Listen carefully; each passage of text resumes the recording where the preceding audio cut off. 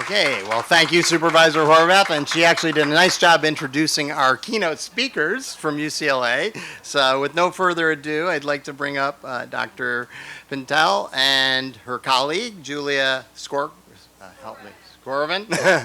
who will be speaking today about the UCLA Energy Atlas. So feel free to come on up. We'll get this into presentation mode.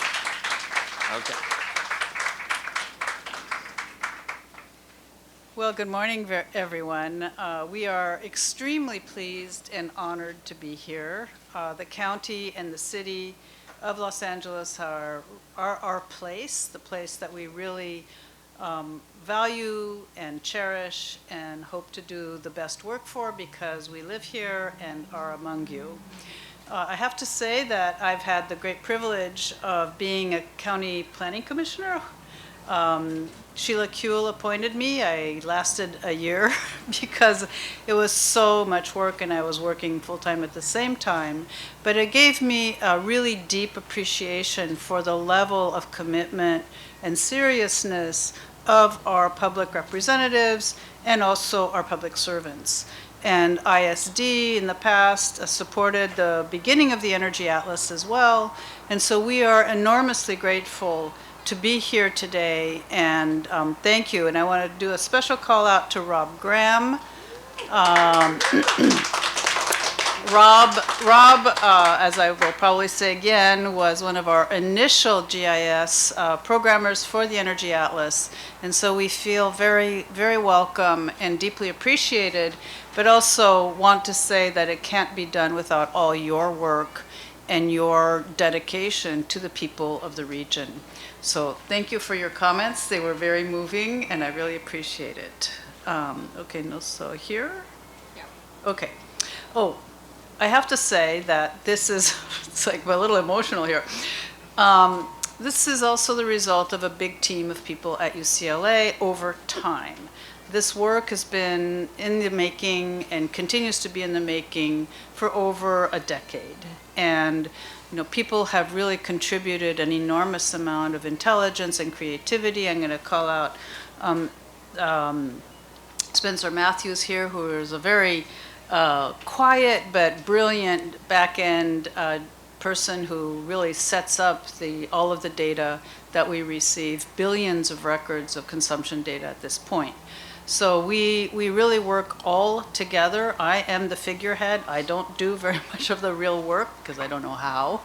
But I do feel very strongly about this and have been very active in promoting the need for these kinds of spatial visualization tools because they help people enormously in reading the landscape.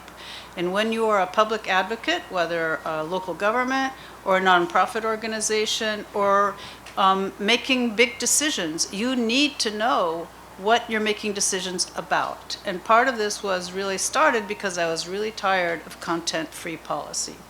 So as we know, people have very good intentions, but actually end up making policies that can't be implemented because they really don't understand the situation on the ground. So here we go. So data access and equity, we leverage GIS for the public interest. I'm afraid it's going to... Okay. For the public interest. That is entirely our mission. We're a public institution. We're funded by the state of California, by the people of California, and we feel it's our responsibility to return the best of our capacity as a public institution. So clearly you all know that LA County is at the forefront of providing data for the public interest. It's GIS capacity, including the Larry Act that I have brought to UCLA at the library because it is such a valuable tool. I paid for it. I went down to the GIS office a number of years ago with my storage, whatever those things are called, right, and downloaded it and brought it back to UCLA, and we pounded the pavement to show the value of this kind of tool. So now we are members, and I'm really thrilled about that. And so, again, we are grateful. We know that without data access and the right kind of data, policy and programs are much harder to develop. So at my center, we started with a very simple question. Who uses how much energy of what kind, where, and to do what? And this was in about 2010. And I went to the Energy Commission and I said, how do you guys know? You know, we're trying to develop some metrics. Do you guys know how much energy is used in the urban fabric by buildings? Oh, well, we have Gantt charts that show you by end use. You know, residential is so much, commercial is so much. And it's like, but do you know who's using how much energy where to do what? No. So that was like very eye-opening because we have all of these energy conservation policies. Even then, that got started. We had, in 1978, we had the Title 24, and we had no way of tracking of what was working where.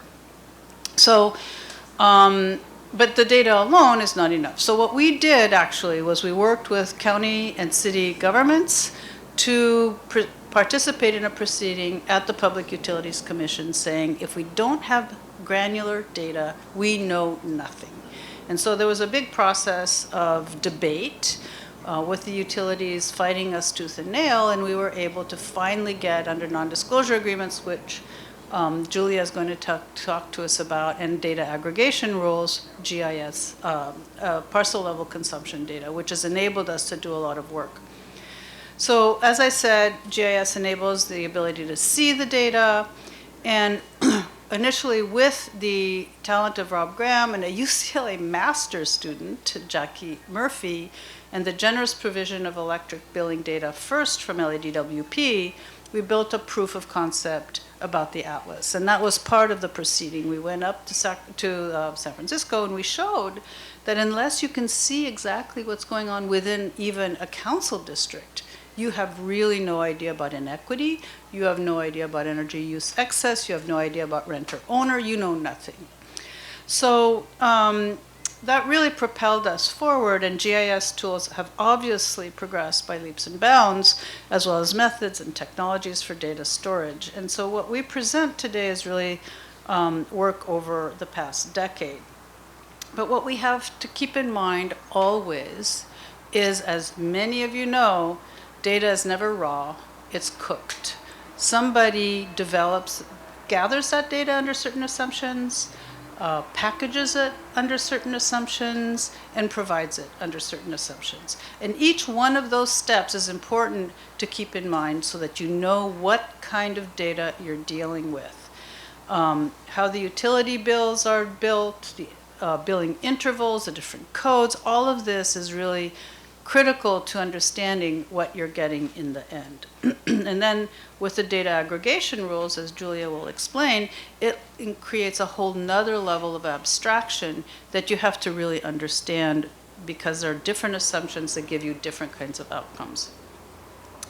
So the energy atlases, we have one for the Bay Area and one for Southern California at this point.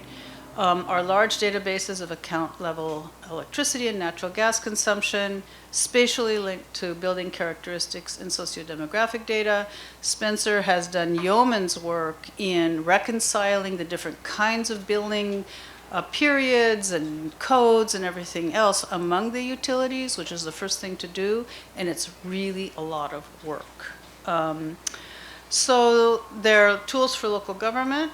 They fill gaps between policy requirements, program aims, funding opportunities, and implementation. We feel that they are critical in targeting programs and evaluating results, because oftentimes you throw money at problems and they'll go back and see what's worked and what hasn't worked. And we provide aggregated data to meet PUC regulations and so forth. So it's useful for state legislation, local conservation, efficiency, greenhouse gas emissions accounting, which local governments have to do, improving building performance and the quality of life, and so on. So we are dedicated to continuing this as best we can in order to provide this kind of insight. So I'm going to pass this to Julia, who's going to run us through, literally, a whole set of considerations that we have dealt with over the years to show you the complexity of actually doing this kind of thing, but it's also its importance. I'll be back at the end. Thank you. All right. So we're more formally now entering the data portion of the presentation. I'm just going to give a quick overview about the data that underlies the energy atlases that Stephanie has mentioned. So we currently have 2 energy atlases. One is for 8 counties in the Bay Area, which we get utility data from PG&E. We also have the UCLA, or the Southern California Atlas, with utility data collected from a number of sources, including LADWP, Southern California Edison, Southern California Gas, and so on, is on the board. So first, it's important to understand that these projects are really 2 separate and distinct databases. So the first is a confidential account level database represented here in blue. And this is the protected information that's only accessible to even just a small number of researchers on our team at UCLA. We get it via an NDA. It's on a secure server. It's IRB certified. We've partnered with specialists to help maintain its security. The second is a publicly accessible database, and this is represented in gray here. And this is all of the data that, once it fits privacy regulations, which I'll touch on briefly, becomes publicly accessible. And so this is what drives the atlas. If you ever visit the website, you're looking at this public database. So at a slightly more detailed glance, the back-end database contains billions of address-level energy records at the monthly billing level. And in order to build these databases, UCLA collects parcel data, obviously this utility data, census data, so demographics from there. We have climate data, grid capacity data, quite a few auxiliary data sets. Not all of them get represented in this final atlas, but they exist in the back end that allows us to basically conduct custom statistics for stakeholders or local governments and so forth. So for just a more simplified view of these layers, at the most granular level, we have that utility account data at the address level, which is then connected to these assessor parcel data. So this is data that gives us information on what are the characteristics of the buildings associated with these addresses. Once those 2 are connected, we can then aggregate to any spatial layer that is larger than the parcel. So in the case of the atlases, we do census tracts, zip codes, neighborhoods for one of the atlases, counties. County is our largest spatial level. We can also then begin to connect the data to the sociodemographic information that's associated with any of those boundaries. So I assume we have a lot of GIS specialists here, so this is probably going to be very familiar, but a little piece, because this is really a big part of the GIS portion of the atlases, is the geocoding. And if there are specific questions about our particular processes, Spencer will be available for questions. But this is obviously the key part of the project because we need to geocode the utility accounts to the actual parcels that they land on and then obtain information on the buildings. So I think historically, we've been able to join about 95% of residential and 85% of non-residential accounts. I don't know, maybe that has improved, and Spencer can speak on that.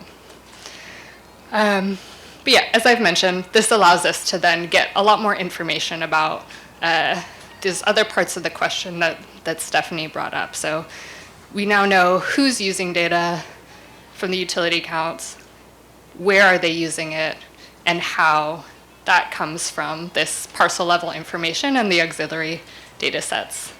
So I'll run through this quickly because this will be very familiar for a lot of you, I'm sure. So here's just a snapshot, base map imagery of some of the buildings overlaid with a set of the parcel shapefile.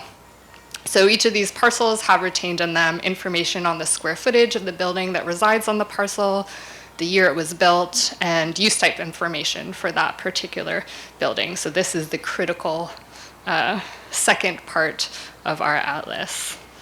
And when we geocode the utility data, we're trying to get as many of these counts lined up on the parcels, and from there we can do all of these statistics that allow us to understand and answer the question, who uses energy, where, for what, to a certain degree.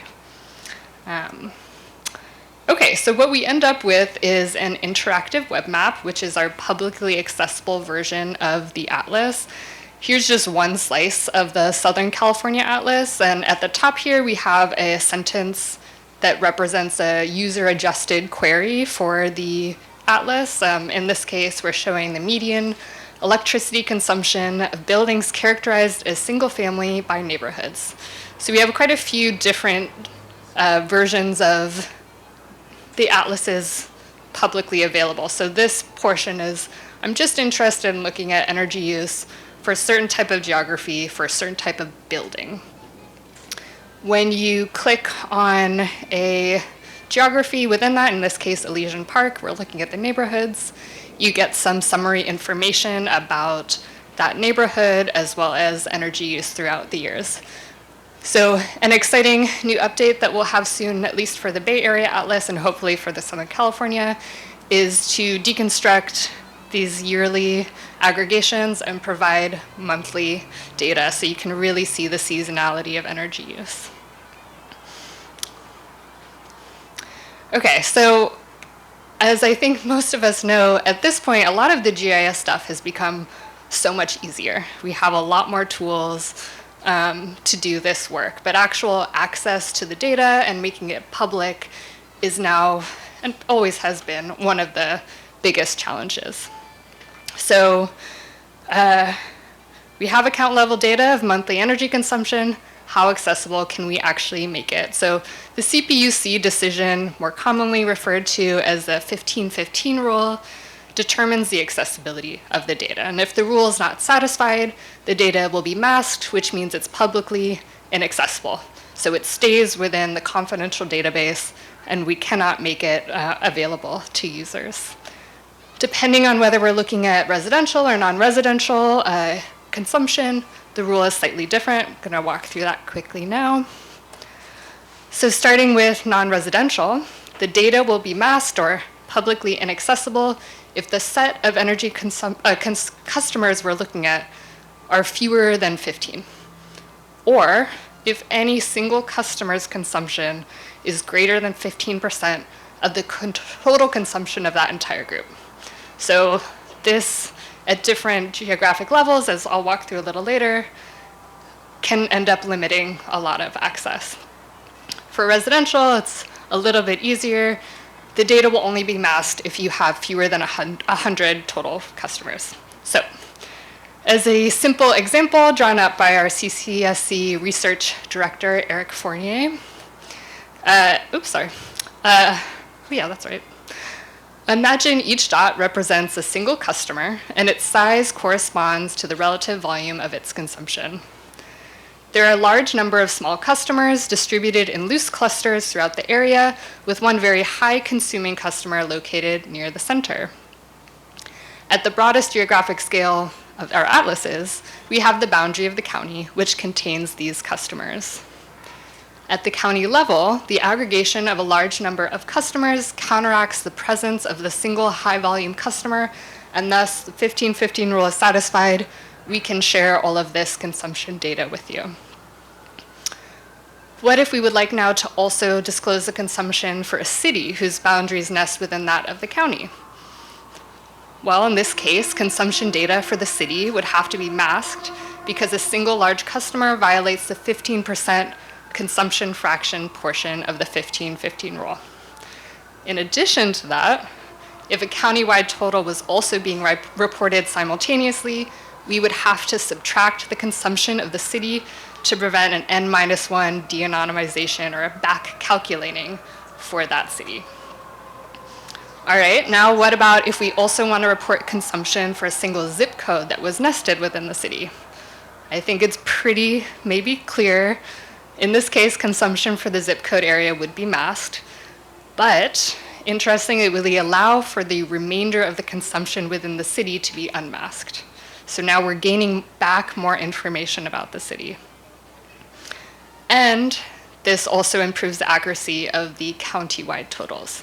So part of the atlas is how can we provide as much information as possible while balancing the restrictions of this 15-15 rule. So having a countywide total is great. The city becomes better once we also include information on a zip code, which then is not accessible on its own. So it's kind of the basis of a lot of discussions at the center. How do we make this better for users? So obviously, what happens when we refine aggregations of energy customers? We've just talked about geographic scale. So as you get to a smaller geographic scale, it's less likely that you'll have the number of customers or the fraction of energy use that will satisfy the rule. Because in the atlas, we're connecting it to sociodemographic data, to parcel information, to building attributes.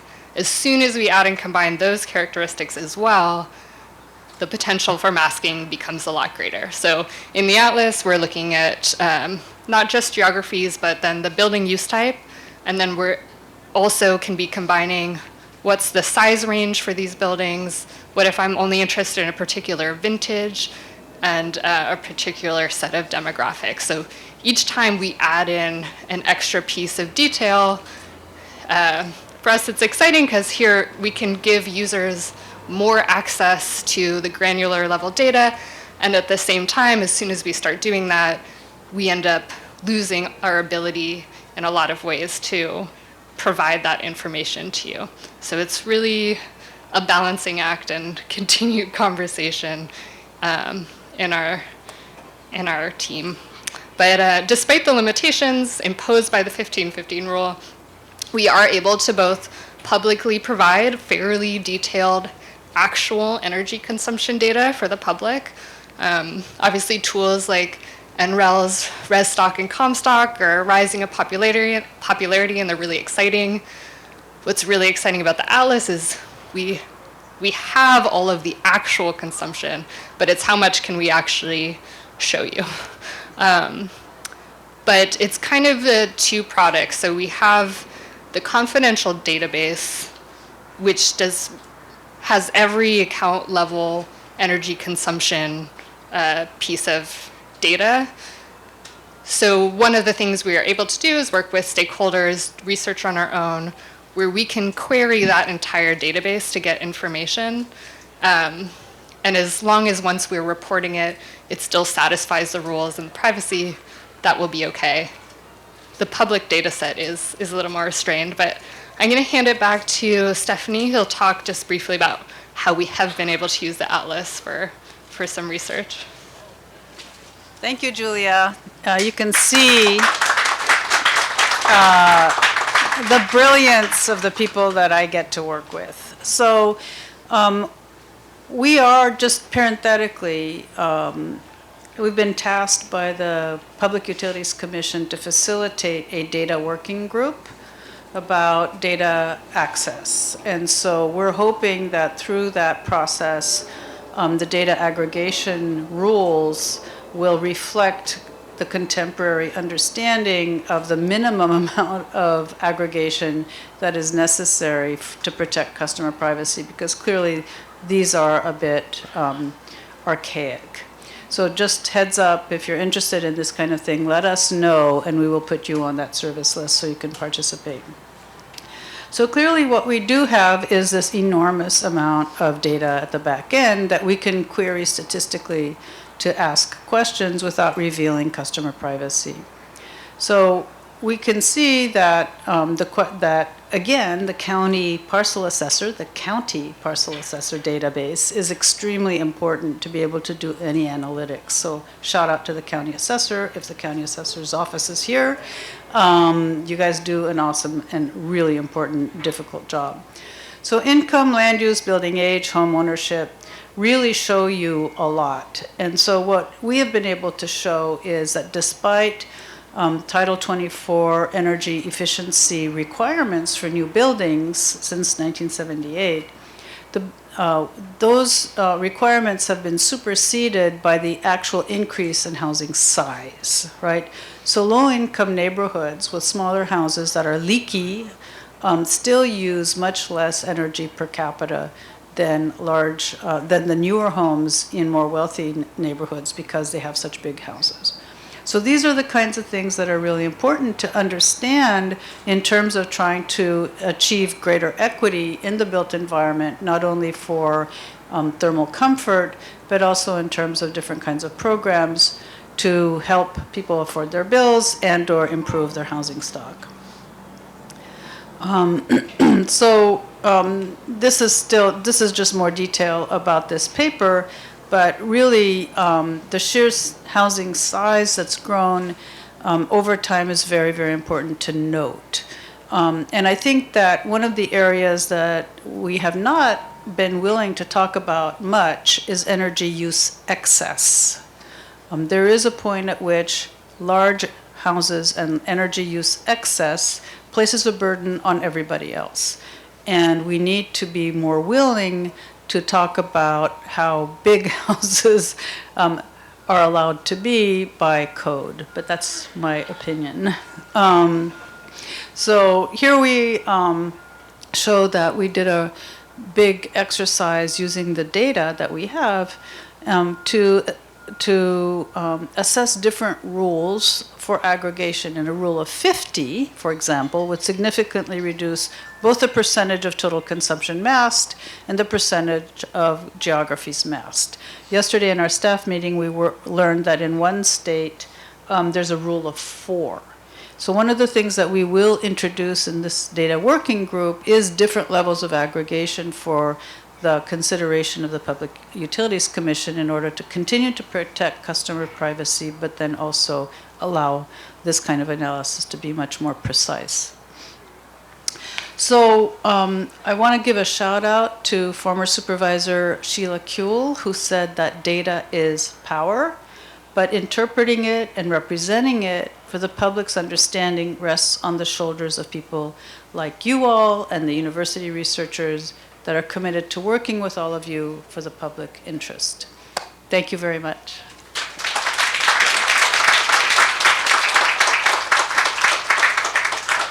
Okay, well, thank you for the great presentation, and we do have time for a few questions if you're willing to take some. Do we have any questions? One more slide. Oh, one more slide. Let's not miss. As we do questions, Oh. it Okay. might, Oh, okay. you can Yeah, do this is, You this might is, want to stay on that so that people can join the CPUC Okay. working group. There you go. yeah, there you go. So here's the CPUC working group access website. And what kinds of questions are there, Okay. if there are any? Questions? Anyone like to ask a question of our speakers? This Here, let me bring you the mic. Hello, David Abbott, City Planning, Oh, LA City. I have a question about the address data. Yeah. Since it's such a big part of your project. Did you run into any issues where the addresses were from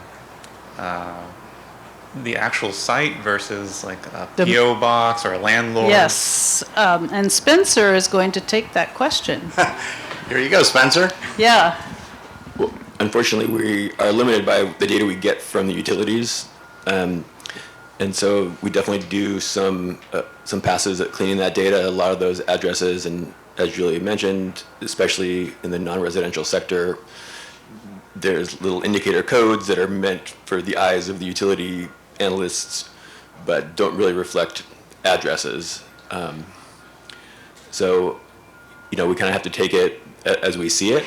I think that, we feel pretty confident that the addresses are of the site, because the way we receive the data, the customers are distinguished from the premises where the consumption is occurring. So PO boxes not necessarily, but there's definitely a lot of addresses that we get that are garbage, and so. But So, you yeah. still get about 90% for residential, right? Confidence rate. Yeah, and Yeah. as Julia was saying, the residential hit rate is a lot higher because those tend to be real addresses. A lot of the non-residential can be kind of different sorts of facilities for the utilities or other sorts of things that are not so precisely linked to a location. Some of the more complicated questions are megaparcels, right? Parcels where you have many different floors, for example. And that requires a lot of kind of creative manipulation that I'm sure Spencer would be happy to tell you about in great detail if you have questions. Okay, any other questions for our speakers? So you mentioned the big houses, big homes that are coming, mansionization. What would in ideal world, what would you give? Is there a playbook or best practices for land use planning organizations so that they could update their code or their building requirements so that they would take energy usage into account? That's a very delicate question, isn't it? Well, I think that there are certain kinds of things that could be possible. For example, over a certain square footage of home, the owner has to install solar and batteries and be able to provide their own certain percentage of energy on the premises. Say you have more than 2 EV chargers, which is not implausible going forward, right? And so I think that you could calibrate the use consumption and set a threshold over which the residence itself should be responsible for providing their own energy. That's one example. The other, or try to understand the impact on the grid and have that impact on the grid internalized which is much more difficult outside of a municipal utility, internalized in a very steep rate for electricity. Thank you. Yeah. Any other questions?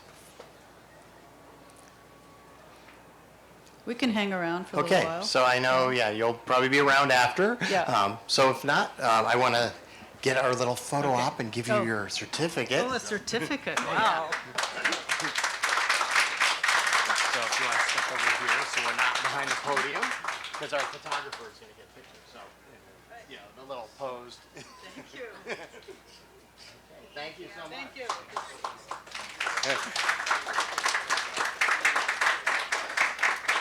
Okay, well, thank you again to our speakers, and